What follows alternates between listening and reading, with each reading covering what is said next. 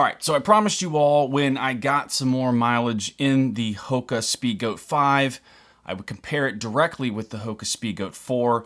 I do have a pair right here that I put near 600 miles in and probably, I think, about 9 ultramarathons. So this was the Speedgoat 4. It worked phenomenally. It did have some overlay issues, but other than that, it was a phenomenal shoe.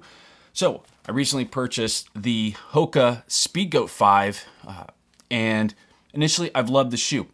And I still love the shoe. I ran an ultra this past weekend. I ran probably, I think, 5 hours in the shoe, 6 hours in the shoe.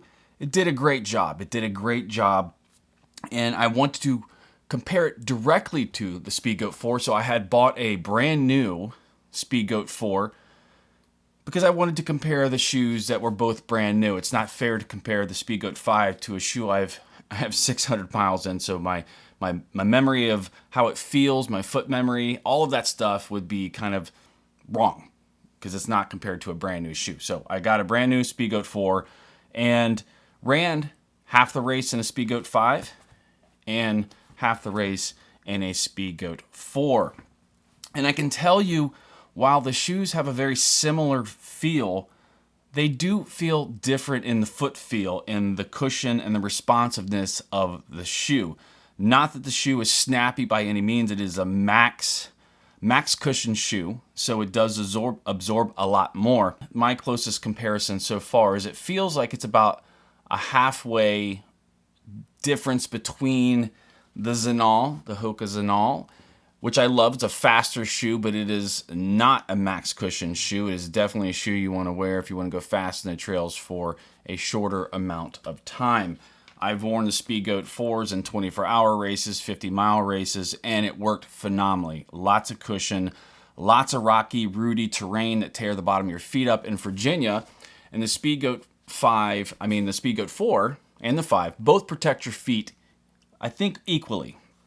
But the Speedgoat 4 does feel like it has more cushion, and it has the same stack height. It supposedly has the same amount of cushion, and it does. But they changed the compound in the Speedgoat 5, so it does have a different underfoot feel to me. The uppers are a little different. The upper in the Speedgoat 5 feels a lot like the Zenal to me. As you can see, kind of the lacing getting really close together as that material stretches. You're having to really crank down that lockdown. And it's the same with the Speedgoat 5. So you look at the Zenal, Speedgoat 5, same thing. Look at the Speedgoat 4. That's locked down on my foot. This is locked down on my foot. So there is definitely some play in the upper that makes the shoe feel different. Still a great shoe. The Speedgoat 5 is a good shoe. It's a shoe I'm going to wear all the time. I would not hesitate to wear it in an ultra. The grip is fantastic, same as the Speedgoat 4. So I have a tendency to really like the Speedgoat 4, but I am liking the feel. I do like the feel because I do like the Zenal. So this is one of those things where, while it's different, it's still good, and it's kind of a weird thing because when they change shoes, typically it's like a bad thing or all good. It's like they've replaced some of the bad things. And I know some people didn't like the hotness of this shoe, the Speedgoat 4, and this past weekend in the Ultra, it got really hot, really humid, and I did feel the heat on the foot that I didn't really feel in the Speedgoat 5. So there is, I think, some good things there with the breathability of the upper. While the upper, I do still have some concerns with durability.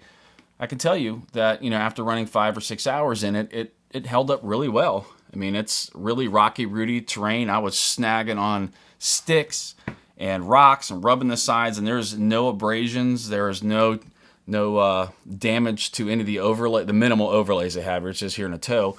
Nothing. I mean, the shoe held up really well. And shockingly, the Speedgoat 4 did really well too.